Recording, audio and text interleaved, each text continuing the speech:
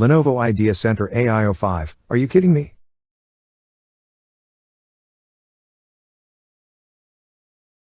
The Lenovo Ideacentre AIO 5 is a new all-in-one PC that is aimed at people working from home who are after a stylish PC that doesn't take up too much space on a desk.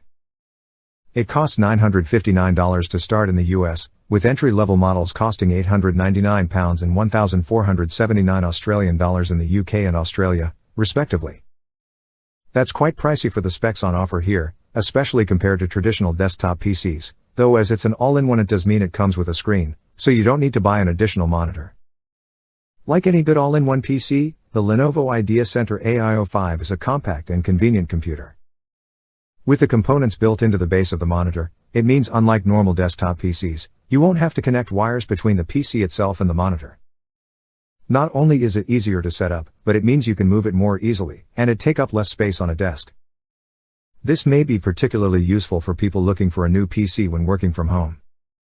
It's a decent design that feels like it's aiming for a professional look for an office, rather than a stylish aesthetic for a studio.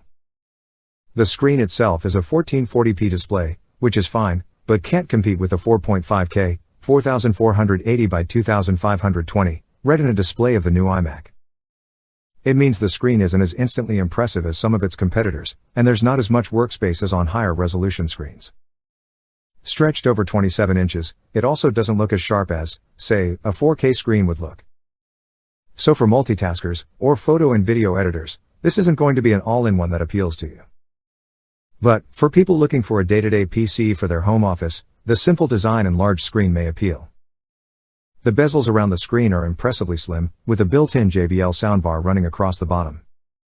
It also has a pull-up webcam above the screen.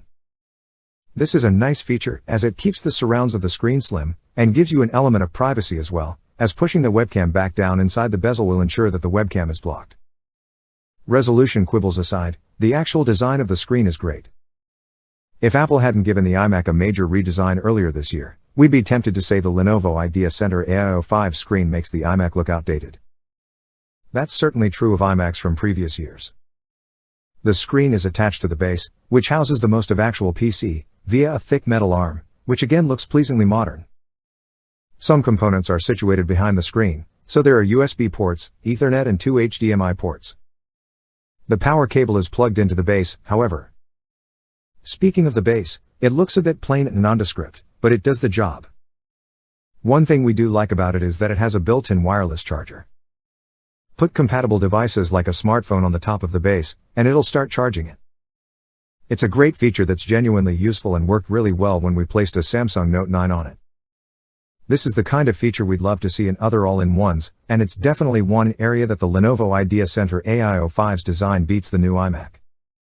The Lenovo Ideacentre AIO 5 also comes with a wireless keyboard and mouse, but these are very basic.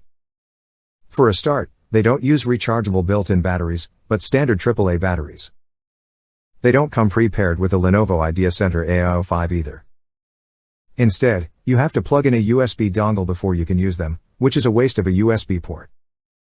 It's not the end of the world, but when you compare it with the out-of-the-box experience of an iMac, where the rechargeable keyboard and mouse are already charged and paired with the PC, it just feels a little less polished and user-friendly.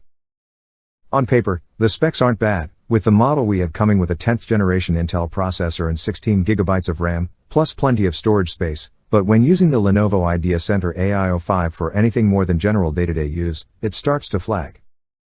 The Intel Core i7-10700T is an 8-core processor, but as it is a T-series chip, it means this is a less powerful variant, and is designed to throttle performance when under load.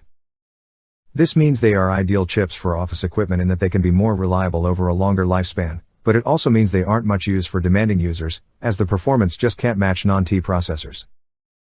The limitations of the CPU are evident in the Lenovo Ideacentre AIO 5 when we ran our benchmarks, as the throttling kicked in and performance dropped.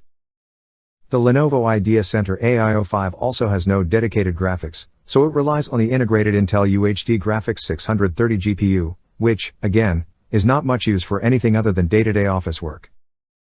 Heavy-duty photo and video editing is basically out of the question. We couldn't get our Photoshop benchmarks to run properly, and when using the application to edit photos, it could take a while to load up, and applying some effects took a few seconds. When working on particularly stressful tasks, The fans also kick in, loudly. Several people in the office commented on the fan noise while we were testing the Lenovo Ideacentre AIO 5. While it remained quiet during less intensive tasks, this could soon prove annoying. But, like we say, for standard use, Windows 10 works fine. The built-in webcam, which is so important these days, is pretty good, with a decent level of detail, and the JBL speakers sound excellent. Voice, videos and music all sound great, and you can raise the volume without distortion. If you stick to just using the Lenovo Ideacentre AIO 5 as a device for standard office use, then it's fine, and the compact design could appeal over a traditional desktop PC, but anyone looking for an all-in-one for creative work should look elsewhere.